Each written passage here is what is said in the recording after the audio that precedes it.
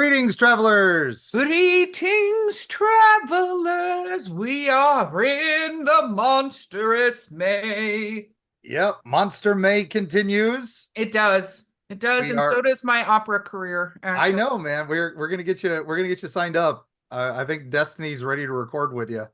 I We're don't think that is accurate, but gosh, that would be amazing. We could be the combo deal. I'll talk to her. I'll see if she can do gonna it. to talk to her. Talk to her. But anyway, yeah, she's at the Tennessee Renaissance Festival all the way through May 31st. So if you get a chance, go by the Art of Destiny Beer. They're right inside the main entrance, and go say hi to Destiny, who does our theme song and does all the wonderful music for us. Did that amazing haunting Mothman theme that is available on her Bandcamp. Love Yeah, it. there's a link to it on our website, Angel of Death. Yeah, It's Angel of very Death. Dude. romantic, but it is haunting. It is very haunting. Now, I think you said we have some breaking news today. We do have breaking news. Breaking news. So, the breaking news is this, and this comes to us from Singular Fortean Society. Ah, we love the Fortean. You gotta love the Forteans. A witness reportedly photographs a UFO from the balcony in, I'm gonna totally butcher the name, but it's in Italy. So the photographer captured what some believe is an unidentified flying object. Now, what's funny about this is other people are saying they think it's a bird called a martin in Yeah, flight. that was my But thought when I looked at it, but it is I weird.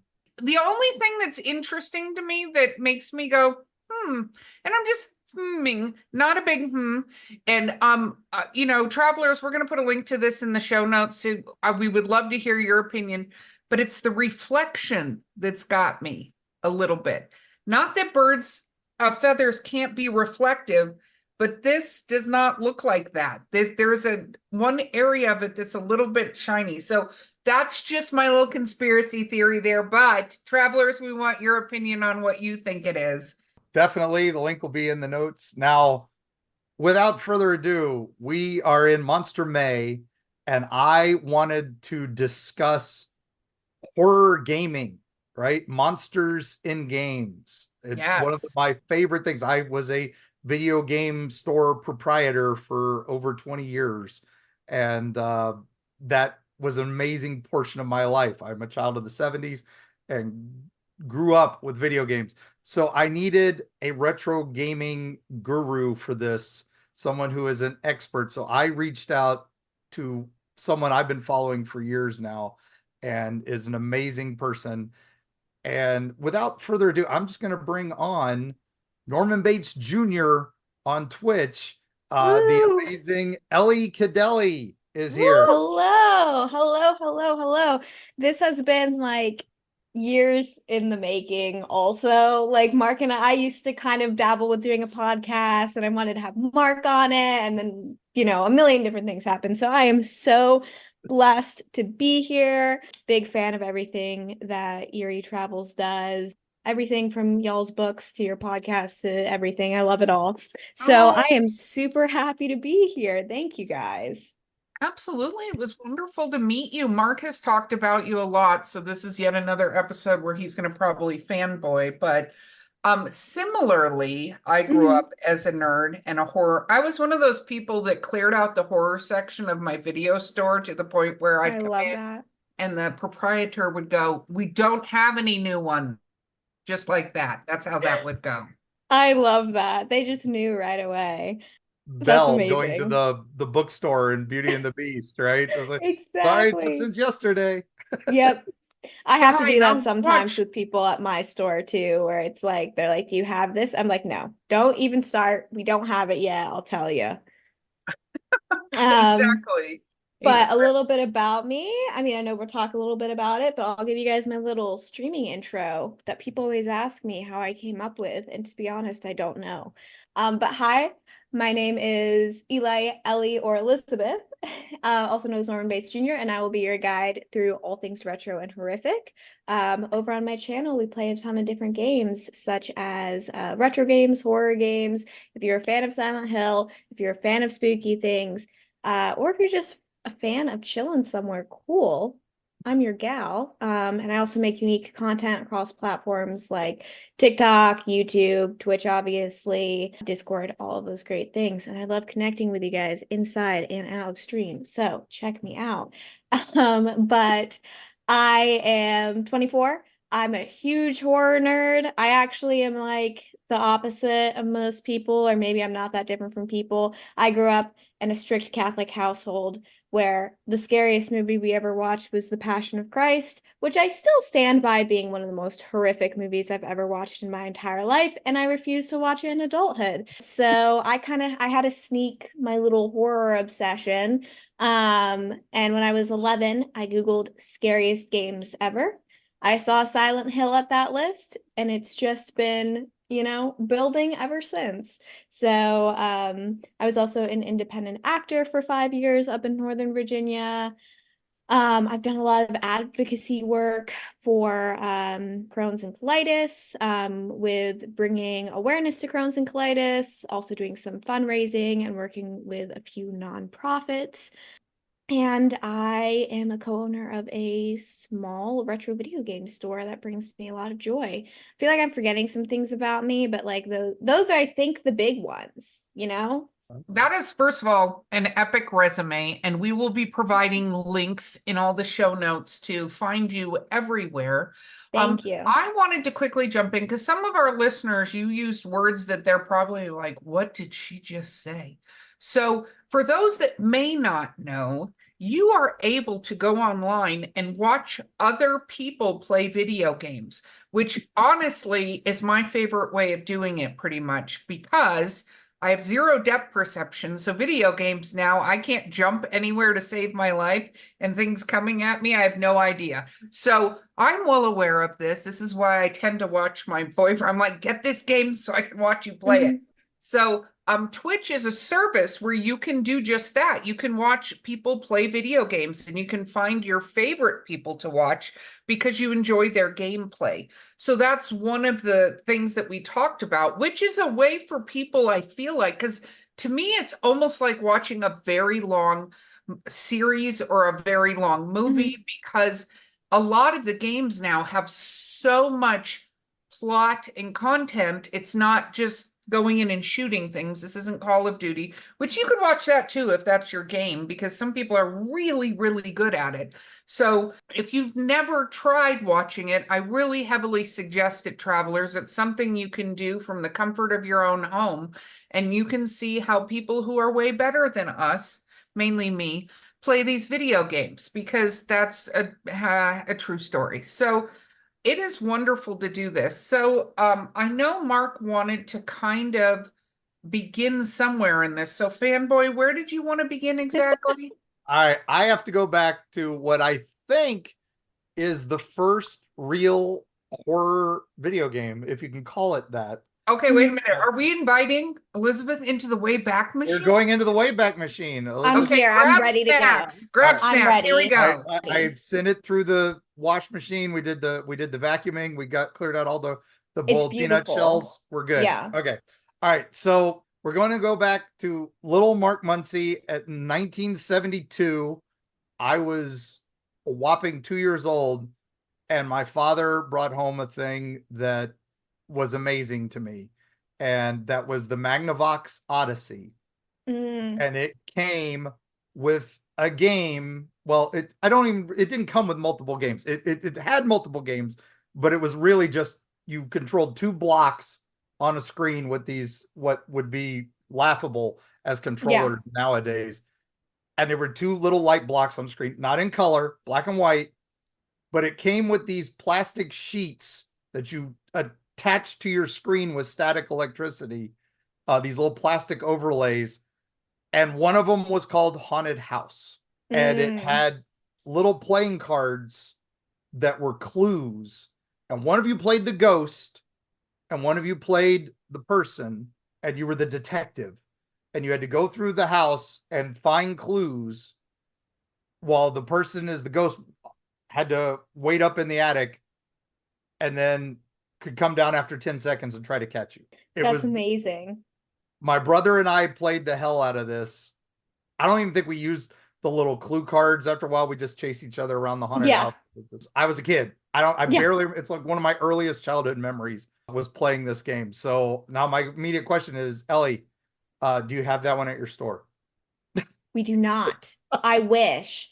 We don't see a lot of like, it's not completely fair. We rarely see stuff outside of the Atari from that area, especially in working or non-trashed condition. Yeah. But I have heard of it. And I feel like the other problem is stuff never comes complete sometimes. So it Yeah. wouldn't have the playing cards, you Uh, know. I wish we did have it though. I would feel tempted to play it though.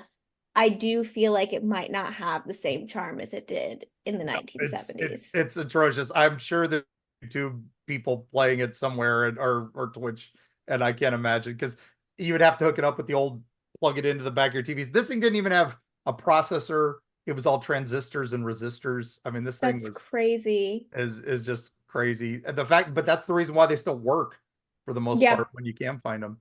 Okay, so then I go to the TRS 80.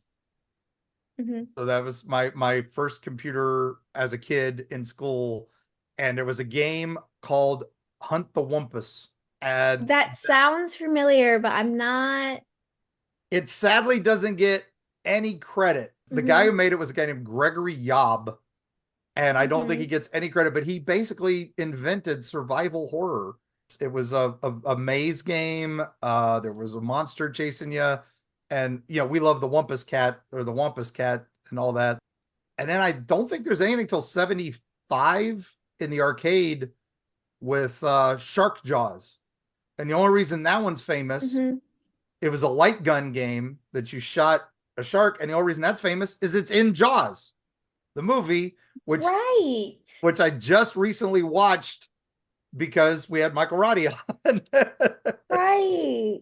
I think that's the first arcade horror game. I can't think of anything else. There's nothing that necessarily stands I mean, there's out a bunch later, but I think that really is. And then I know there's a bunch for Atari and Apple II, but I didn't have Yeah, those. you have like Texas Chainsaw Massacre, you have Halloween. Right. Those are the two big like licensed ones that are come off of the top of my head. I guess my head's coming off. And then, like your normal ghost games, haunted House for the haunted Atari. house. I do have Yeah. that one up there. I Yeah. love that. Was it 1980? I think it had to be one of the early Atari ones. And I don't even know if you can Yeah, call I it think it a was. horror game. That's the thing, is like, where are we defining horror? Yeah. Just stuff that has Literally, you're just ghosts in it? eyes walking through a house. I mean, if I counted haunted house for the Magnavox, we got to do that. But let's stick with No, monsters. I feel like yours is more legitimate because there was nothing else like it, Yeah. All right. So you mentioned Texas Chainsaw. So that was like the first of the licensed horrors. And it's a terrible game. I don't know if you've ever played it. It's awful. It was atrocious. It was atrocious. So bad. Yes. Yeah. I mean, I had a VIC 20, and there was one called, oh God, what was it? It was like something stupid, like Alien Demon. I don't even remember the full story of it or anything. I just remember it being terrible. Because it wasn't until we got the Commodore 64 that games actually started getting storylines and things like that. Because the Atari, like it was bare bones, right? It was. I mean, even color. like, yeah. See, that's the funny thing. Like Texas Chainsaw Massacre really pushes it with the colors because there's not that many colors, but they're trying to do all these different. Yeah, so they did their best. They did their best. They didn't do a Halloween too, I think. They did. Yeah. And I think those are the only two licensed horror games that I can think of. I think so. Yeah. The Commodore got some good ones. It got Alien, which was really good. But the Aliens game, Erika. Yeah. That one was for the Commodore, actually had a kick butt soundtrack. And it had you could play as the different character. You actually controlled different characters at different point in the game. And it was cool because you could literally keep the whole team alive instead of watching them die. I love that. Yeah, my Commodore knowledge, I'm like severely lacking. That's like a pit for me. So even though it's beloved by so many people, you hear people come into the store and talk about it so much. but there's not a lot of people who like horror games that I've met down here yet, so I haven't quite cracked that group yet, but I'll Understood. find them. I'll find Well, them. I'm just going to point out, as I always do with Aliens, which is my favorite movie and everything, Mhm. what they do still holds up. Why? Because they do it the right way and don't use Mhm. a bunch of garbage that makes it not work well and not amazing. Because we're going to get to another one of my favorite alien horror games, but I'm letting Mark go on this journey. I'm doing I'm in the back seat of the Wayback machine, just eating some Mhm. popcorn. yeah, because a lot of people talk about the crash right after Atari fell in what 82, 83. But that's people talk about, oh, the great video game crash. There were no more video Mhm. games until Nintendo came out. No, all of us gamers went to the Commodore 64, and that's why Mhm. we have such a love for it. And that's where companies like Activision went, Electronic Arts started on the Commodore. Mhm. So these companies that are still around today, the Commodore is what made them. There was one game on the Commodore. It was one of the later ones. I would say it was all the way at 89, back when the NES was murdering the Commodore. There was one called Project Firestart. And that was the game that for me was Aliens. We'd had the Alien game, we'd had the Aliens game. That game was the first one with graphics. The first scene is a severed arm and Oh blood on the wow. wall going beware. That was the first one. I was like, whoa, what is going on? And you had security cameras that you could look through and look for the monster that was coming to chase you. That game, man, That was sounds so epic. Now I feel like I need to dip my toes into the library of the Commodore 64 because I yeah. definitely have not explored that. There is a Commodore 64 retro machine, I think, that has a bunch of those on it. So, but Hmm. I know I picked it up for Christmas a few years ago, and Yeah. I should probably fire that back up. So you don't have to have the 2 minute load times on that, which is, that was how we'd play. We'd start the Oh, game. I remember loading screens. Yeah, we'd Yeah. start the game, then we go make a sandwich, have some breakfast. By the time you come back, the load screen would, you'd be ready to hit play and Yeah. start the game. I Okay, I'm gonna don't do one think more. gamers today appreciate nearly as much as they should what we went through load screen wise on so many games. I'm just going to throw that out there. And that was if you had the speed booster for the disk drive to speed up. If you had the cassette drive, forget it, man. You might as well, That's that was it. your day. That was your day. I do remember one arcade game getting the ban treatment that Oh, was late 80s. It got to be about 85, 86, somewhere in there during the arcade boom, right? There was a game called Crossbow where you Okay.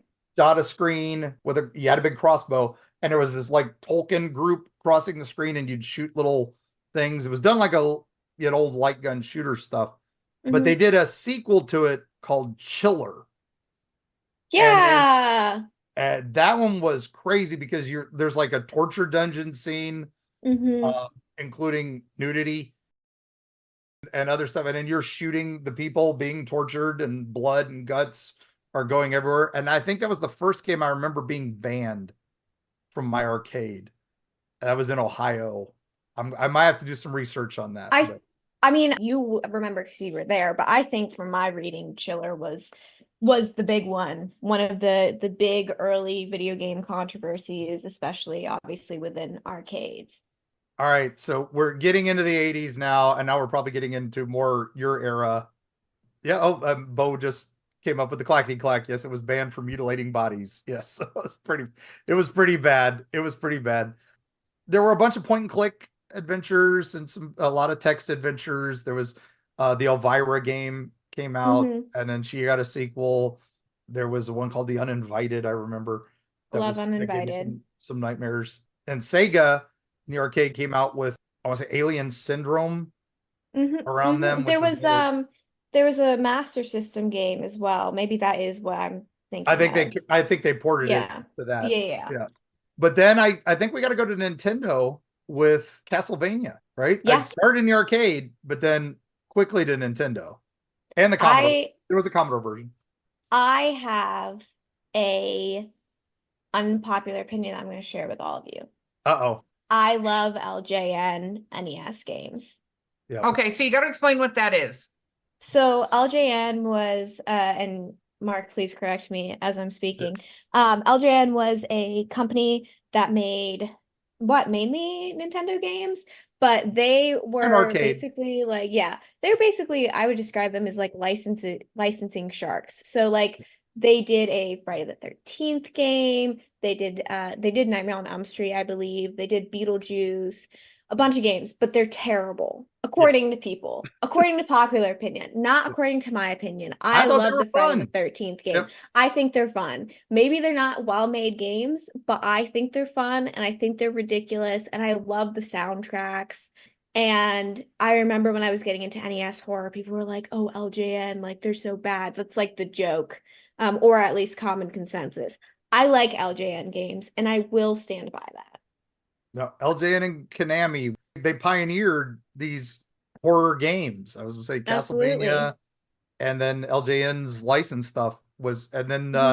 and then I think it's not till Namco with Splatterhouse, I right? love Splatterhouse. I love Splatterhouse on the TurboGrafx. That's Oh one of man, my favorites. That's the TurboGrafx. only system I have it on is TurboGrafx 16, and I love it. I love that game. I found out early on, you like in the basically the first level, there's the room where everything's bouncing and it'll hit you, and you basically have to wait until everything like stops bouncing to progress. If you just like stand in like I think the far right corner, you can just dodge everything and then just move on really easily. So that's my fun little hack for it. That's good news. There we go. Yeah. Important tip, gang, Mm-hmm. for your Splatterhouse gaming. So Play smarter, not harder. right, right. I want to say there was a company for about this same time as towards the end of the Commodore. They were really getting the most out of the Commodore at this time, and that was Cinemaware. And they had done a Mm-hmm. couple, the Defender of the Crown and a couple others, but they did Mm-hmm. one called It Came from the Desert, That's which actually one I'm not familiar with. that was one of their later ones, and it was true 50s sci-fi horror monsters. I love that. And it was basically them, the Mm-hmm. video game with Mm-hmm. the giant ants and stuff. But I remember that actually having some scares. That and Project Firestart, I think they came out about the same time, Mm-hmm. were pretty amazing. Oh my gosh. All right. So we're in the NES days. We kind of blend in a little bit of Game Boy starts around now. Mm-hmm. When Castlevania shows up on that, of course. Yep.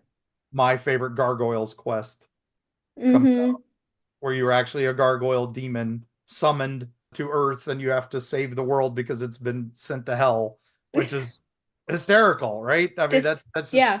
goofy stuff. For NES, do you have any other standouts that you like? Gremlins. Gremlins. Forgot I would be doing a great disservice if I forgot Gremlins.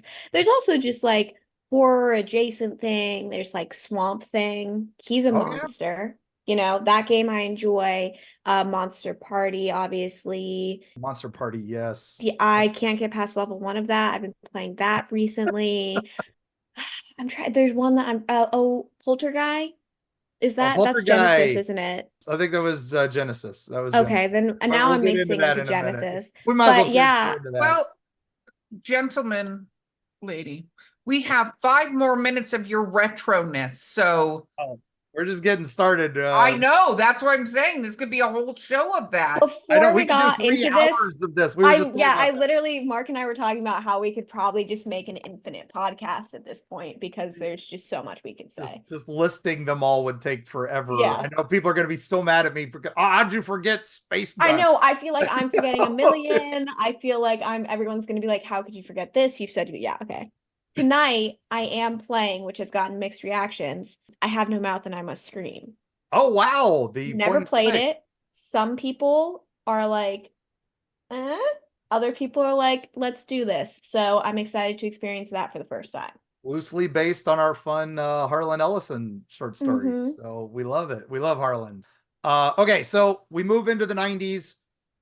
We've got I think the one that everybody I consider the grandfather of modern Mm-hmm. horror is Alone in the Dark.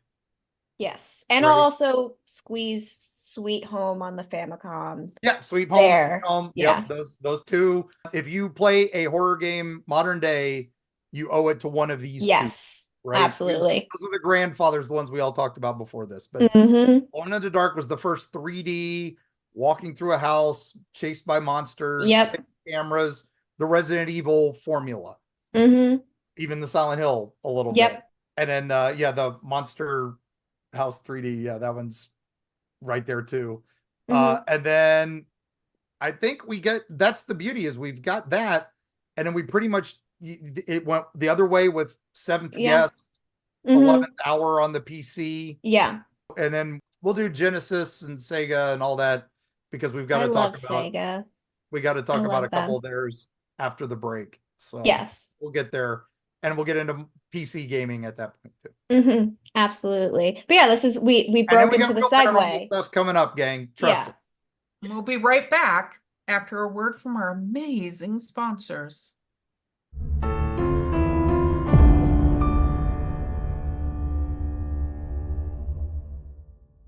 Most know Florida as the land of endless sunny beaches, but the state is home to numerous eerie legends and mysterious creatures. The Everglades is home to the elusive skunk ape. In Key West lies an uncanny doll reputed to have a life of its own. Join Mark Muncy and illustrator Carrie Schultz as they uncover the history behind the state's creepiest stories and unusual locations. The Dark Side of the Sunshine State, presented in Eerie, Florida, from History Press.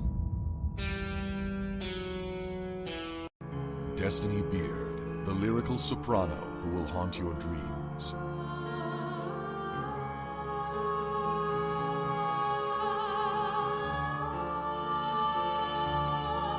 With her alluring melodies and intricate harmonies, this dark siren of wistful song shall capture your soul and lead you into the night. Check out Destiny's new single, The Haunting Is Over, with international musicians Sam Haines and Gary Bennett, as well as her other musical works at destinybeard.com.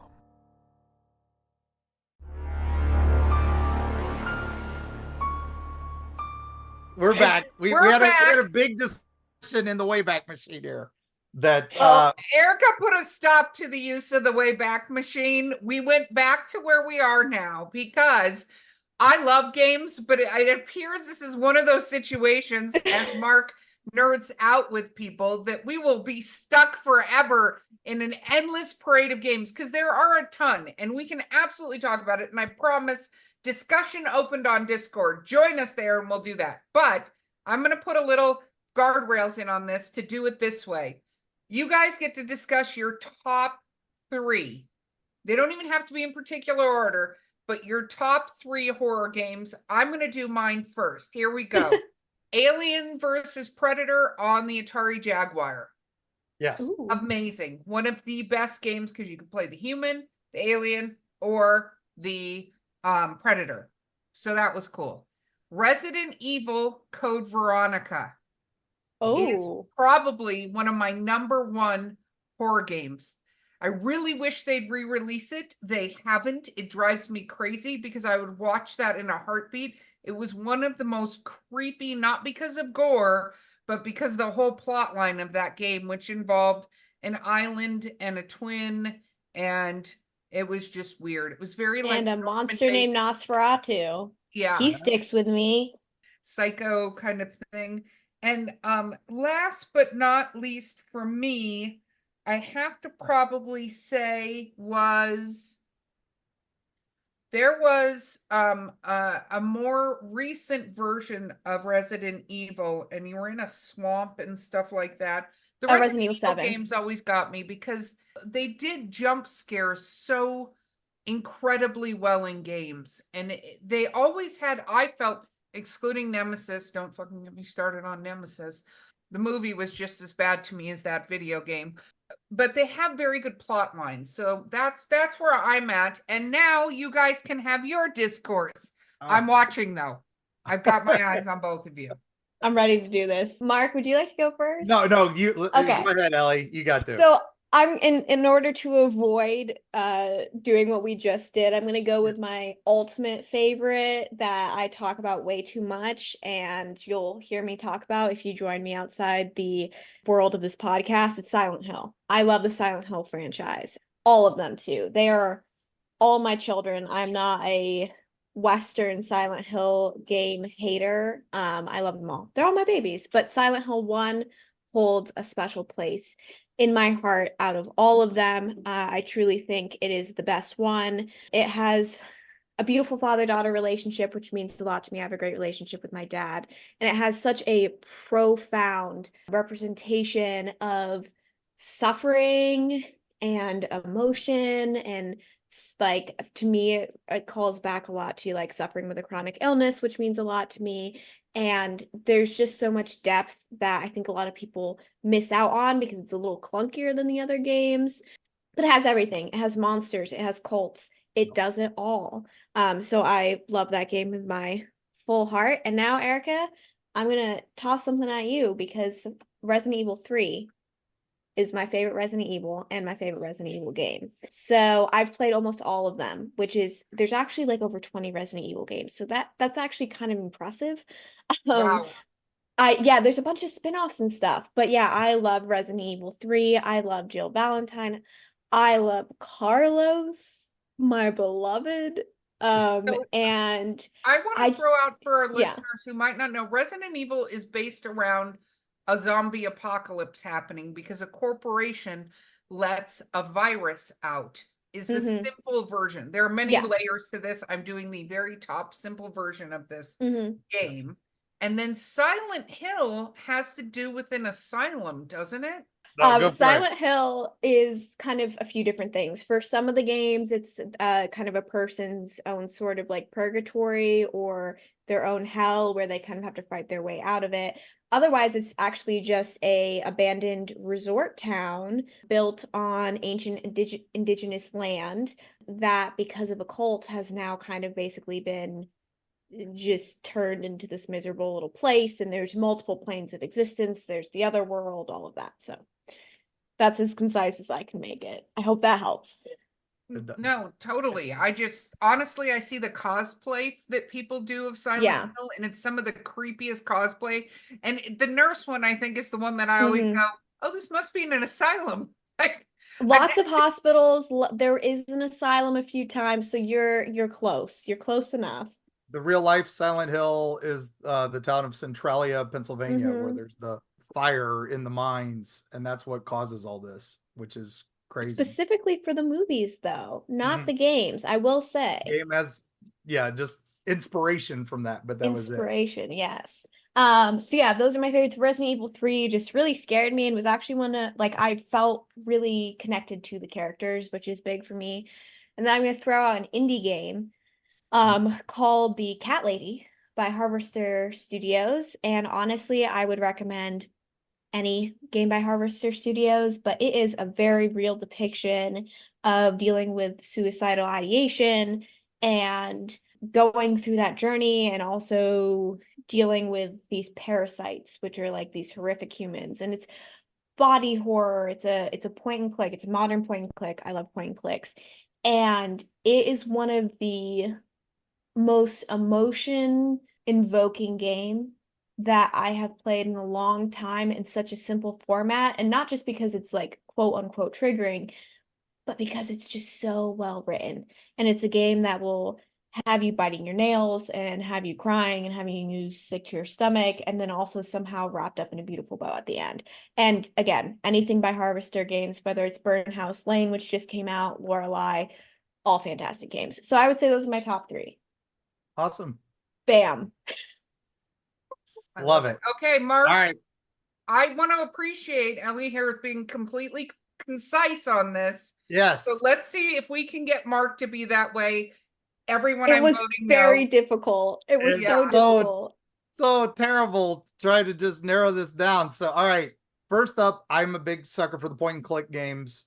That was the fun ones going into it, because the stories could really draw you in. I'm storyteller. I love the stories. And the ones that mix the mythology with the story mixed with real world stuff, I'm all in. So I was big on the Gabriel Knight series. Gabriel Knight, Sins of the Fathers, Gabriel Knight, Beast Within, and Blood of the Sacred, Blood of the Damned. Jane Jensen was the author. And the first one was voiced with a professional voice cast. It had Tim Curry as Gabriel Knight, Mark Hamill as the detective, Leah Remini playing Grace. So this is all, and this is early 90s, I want to say, and amazing series, or early 2000s maybe. But Mhm. great point and click adventure series.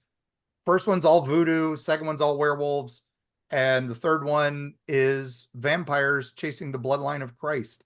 So it was predates the Dan Brown books, but it literally is following that same premise. Hmm. So definitely worth your time. I would say stick with the first one. It's incredible. They did a remake of it, but get that first one with that first voice cast if you can. Okay, so that tells you everything you need to know. Now, second one, actual scares. Game terrified me. Fatal Frame, also known as Project Zero in Japan. And in this series, you have a camera obscura. You have inherited or found this camera that can see ghosts. And so you have to walk through a haunted house, Resident Evil style. You don't have a gun. You don't have ammo. You don't have chainsaws, shotguns, anything. You've got a camera. And you have to take pictures of the ghosts to capture their spirits. And you can only see them when you look through the camera. Talk about terrifying. I know they were talking about making a movie to it. Uwe Boll, who made all the terrible video game adaptations, was trying to get the rights. And Steven Spielberg bought the rights to this movie to keep him from ruining it. He never intended to make the movie. He just didn't want this guy to ruin the amazing experience he had playing the game. Iconic. So, yeah, that's how good that is. Now, number one will always be for me System Shock 2. System Shock is great. It's everything you want in a game. We owe it all to Doom and all the first person shooters building up to this. It was the first game with like inventory management and all that. But System Shock 2 took that premise, launched into space, gave you one of the most iconic video game villains ever in Shodan, this computer that has gone mad and is convinced she's an AI gone rogue and convinced she's God. You are a hacker that gets some cybernetic skills, and you have to survive on this alien ship in the middle of nowhere, and the crew has gone wrong, and you're just listening to these audio logs. That was the first one to really do that, where you are getting the story by picking up pieces and finding bodies and all that. Incredible. Those are the three I recommend highly that you can't go wrong with. You want to get scared, play those. I love that. Okay.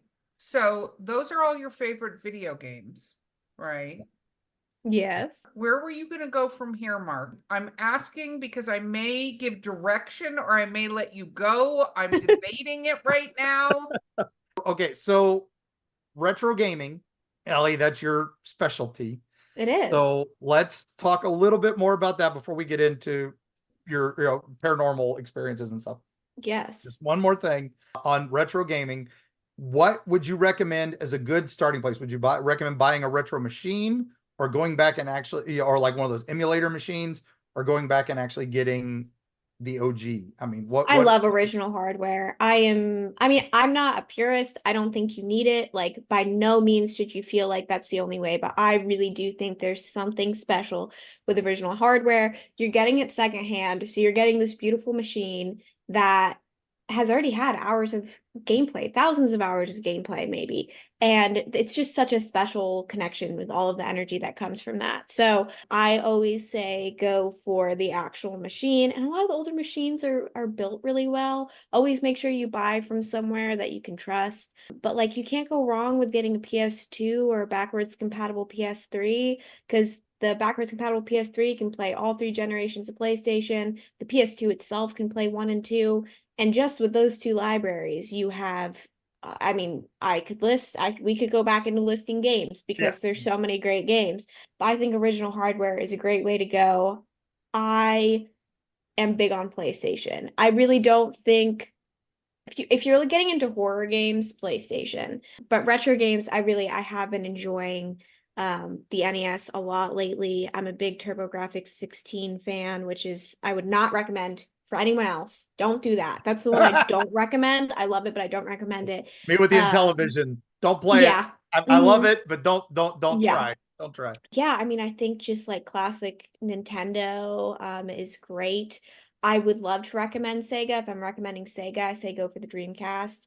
there are so few bad games on that system. Almost everyone is a banger. So I think I'm gonna say NES, PS2, Dreamcast, if you want to get into some retro stuff. Good stuff. And I'm sorry, I'm not an Xbox person, so Okay. no comment there. That's all right. No, the Sega CD, the one thing I just want to mention real quick, when we talk about banned games and horror games, there was Sega CD had one called Night Trap. And it was watching video, and you were saving, this house had all this elaborate trap system, and you take over it. And it is one of the first games I know you can die in the credits. Literally, if you didn't push a button right at the right time, the guy ends the game and severs your contact.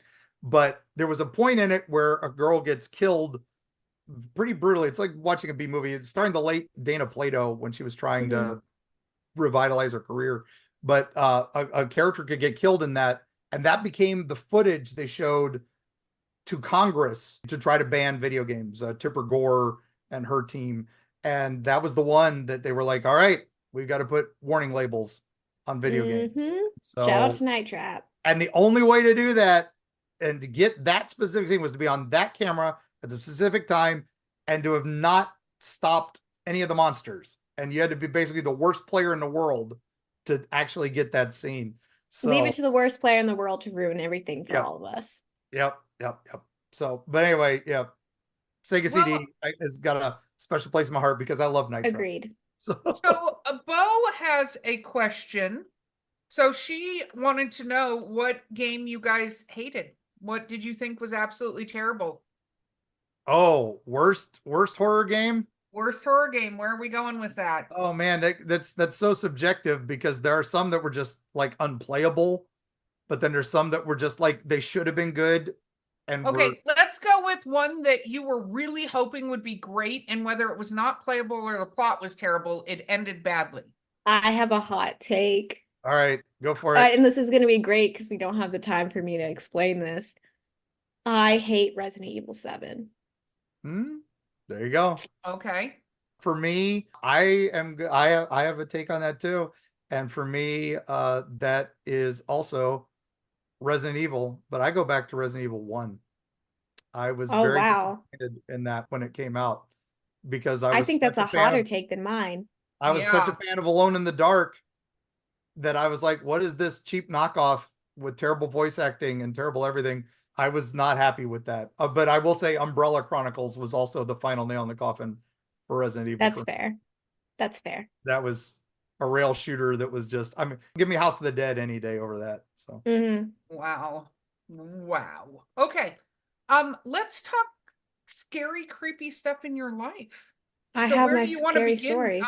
In the paranormal realm, which is where we all live and exist. If we're really there and not in some alternate dimension. I'm still debating that. That's a future episode. That's fair. Yeah. Well, I have one funny thing that I'll make real quick.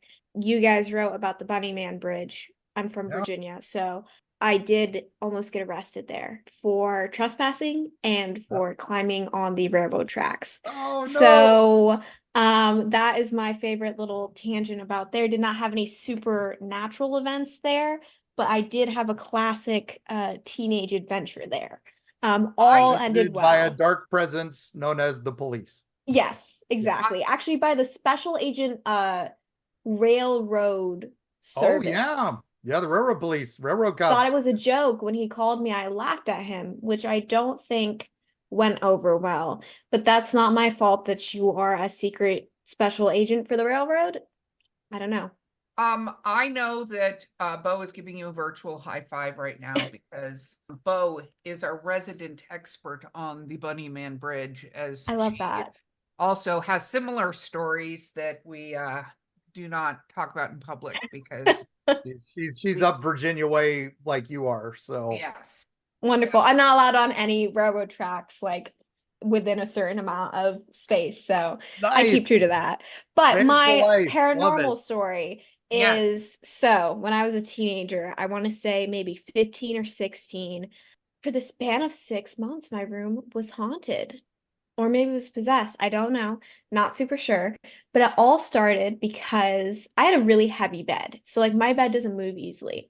And I would wake up and my bed would be 3 inches away from the wall, like where it was touching the wall from the side and from the back. So my bed would basically be like pushed towards the middle of the room. And every morning I'd be like, this is so weird. And then as things began to progress, this sounds so tacky. This is why this sounds so fake. I would literally wake up at 3 a.m., like on the dot. And I'm a heavy sleeper. I've literally slept through, our backyard was on fire. I slept through it. But I'd wake up 3 a.m. on the dot. So it was super weird and, whatever. That was all fine. Then, Wait, let me just pause. yeah. That was all fine. No, that's not all fine. No. No. It was Nope. fine. Move out. Anyway, I love how you slid in and our backyard was on fire and you just dropped that. It was like a mic drop and walked out of the room. There's a lot, because this is the problem. I have a lot of things to share. I'm trying to keep it concise here. Oh my So gosh. this is where the turning point was for me. So the turning point was I would wake up and stuff would be placed on my floor. And I don't mean like it had fallen. I mean, like it was sitting on the, like, and I'm talking porcelain dolls. I'm talking about like heavy items that would have made a noise. At this time, I was living with my parents. My grandparents were right beneath me. And I think one of my siblings still lived with at this point. So like our house was full. So, and I would always ask, did you guys hear something last night or did someone come into my room? And also my door sticks. So if anybody comes in and out of my room, it's like makes a loud noise because the door is just jacked up. So everyone would always say no. So every morning I wake up and there'd just be an array of items just sitting on my floor. And I was like, okay, this is getting weird now. The penultimate thing though was like I started to get scratches on my body, like on my legs. And so I bite my nails. So I don't have long nails. I bite my nails. My nails are very short.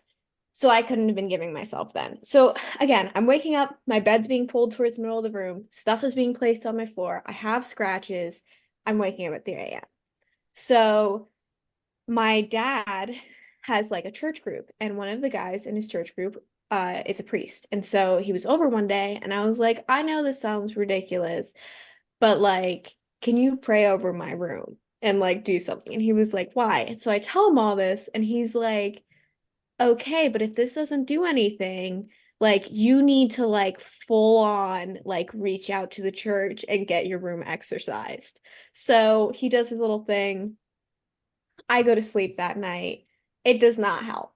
So I think I ended up getting him a second time to pray with him. And I was like, just give it one more go. Just like really put your all into it before I have to go to my local parish and say my room is haunted. So he did.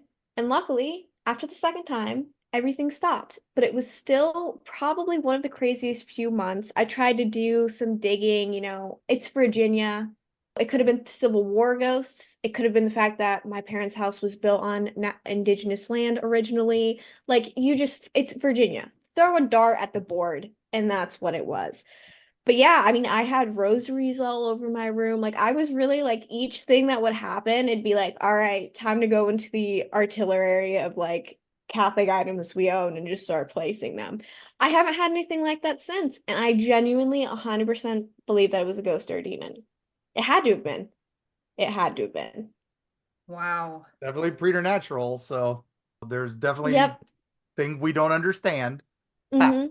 That's Absolutely. That's what that is. That is what that is.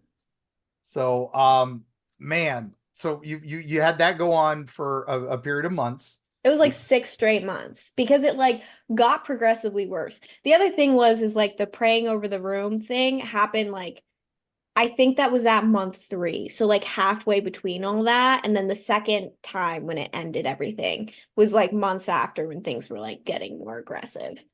Wow. Wow. Just Wow. So wait, let me just other than being completely I thought it freaked could have been the ghost of my great grandfather because he did live with us before he passed away. So that's why I was a little chill about it. up until the scratching and like he was Yeah, until they got like malicious. And then I was like, I think he liked me. I don't think he'd do that.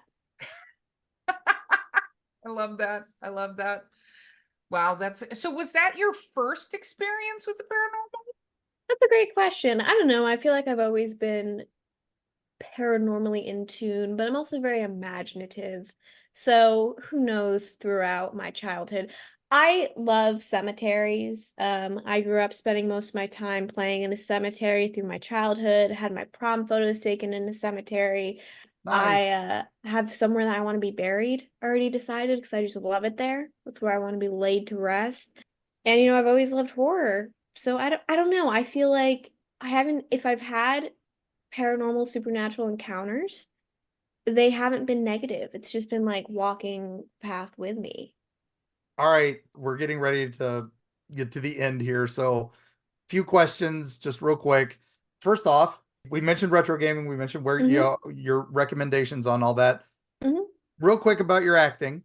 Where can they find Mhm. your old movies? So this is going to be really funny from everything we've talked about. I was a Christian filmmaker, so all of my movies are Christian movies. They're called the Mount Hideaway Mysteries. There's two movies. I'm one of the supporting characters, but you see me plenty, especially in the second movie. They are my love. I put a lot of hard work in them. I love everyone that I worked with. There's also a 3-book series that I absolutely love. If you look up Mount Hideaway Mysteries, it's available basically everywhere. You can get the books for free on Kindle on Amazon. You can watch the movies on Amazon, Tubi, just about everywhere except for like Netflix. Basically everywhere that independent filmmakers can actually pay to have their movies on, because Netflix hates independent Yes, filmmakers. it's Sorry. So yeah, it's just true. look those We know up and I'm this. there. Yeah, it's a fact. And I'm there.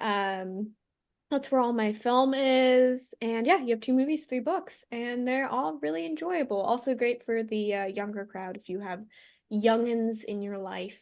We'll put links too, because Yeah, Thank you. that's what we do. We put links. I we appreciate are it. link happy. So, I love it. This all is right. a true story. So, with that, what is next for you? What besides, the store and more twitching? Is that what's going on?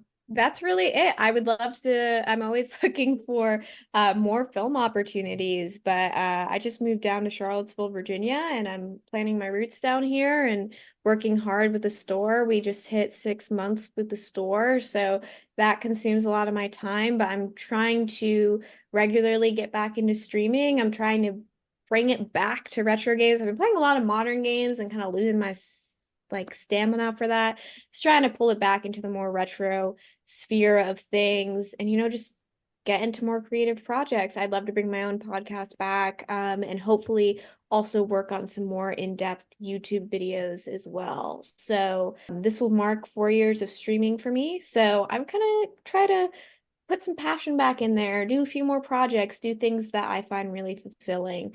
But one thing for sure is I will always be gaming. I will always be chatting way too much, and I will always be talking about Silent Hill and retro games because that is what I do. You can't get me to shut up. You can't even pay me to shut up. All right, poor Erica's having to put up with all this for us. So, No, I'm like, you guys are gonna have to do a separate whole entire thing on this because Who wants to it hear sounds- Mark and I just list games for 3 just hours? for hours We and won't just talk tell you the about favorite. them. Problem Well, was you is know, what we somebody discussed was we were going to talk about our favorite moment from each game, Yeah. and then it's like, oh god, Sorry, that's there's too many games. that's 3 hours right there. So, what we can do is we can put together a special podcast of just this. And then if nothing else, people can listen to it if they're having trouble falling asleep.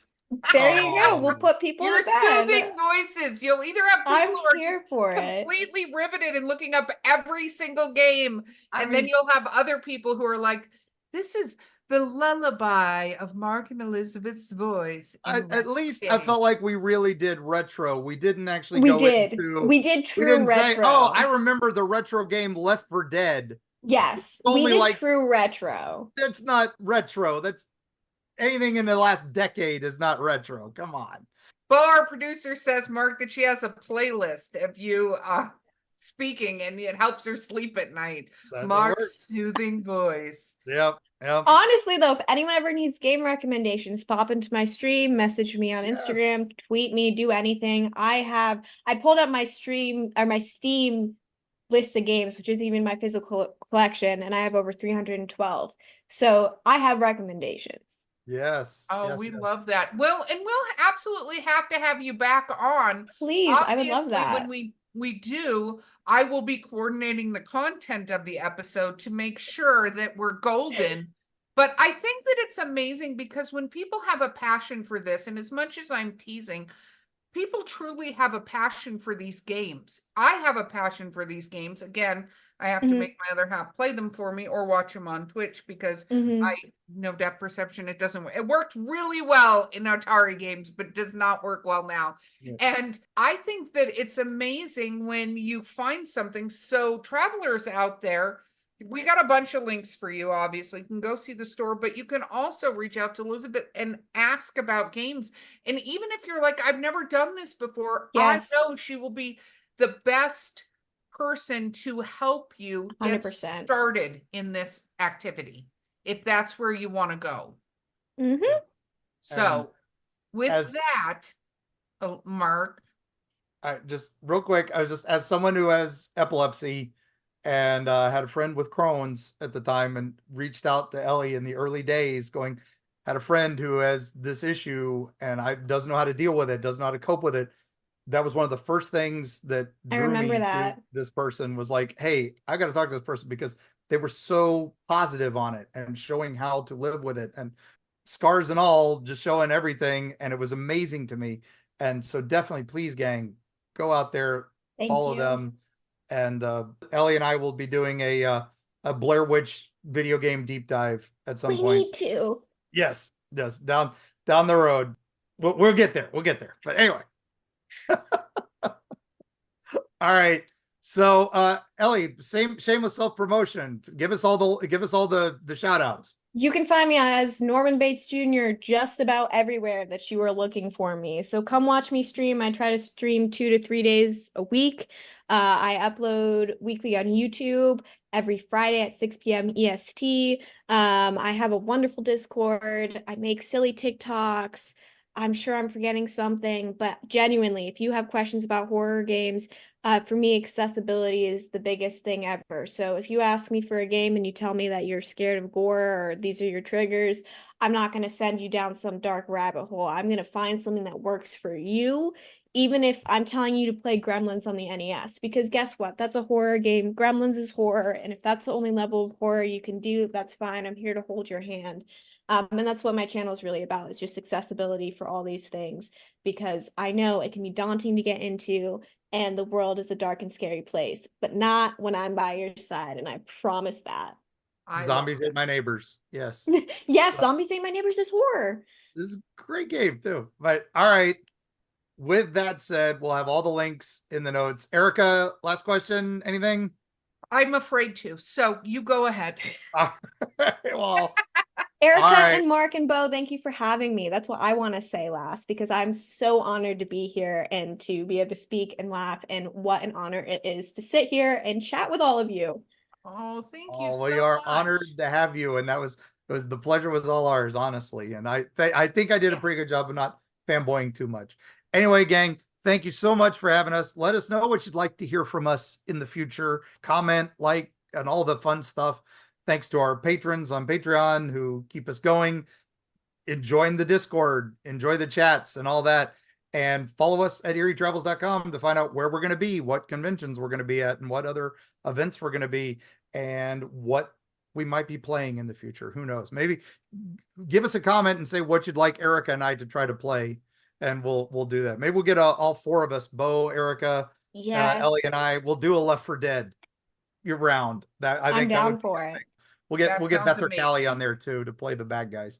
But anyway, gang, all that said, thank you so much for letting us do this and be on this journey with us. We're enjoying Monster May.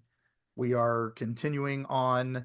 And with that said, I will say, make sure you turn down the lights, turn on your TV, plug in some game console of your choice, and get ready to be scared because the monsters are waiting. And we'll see you on the other side.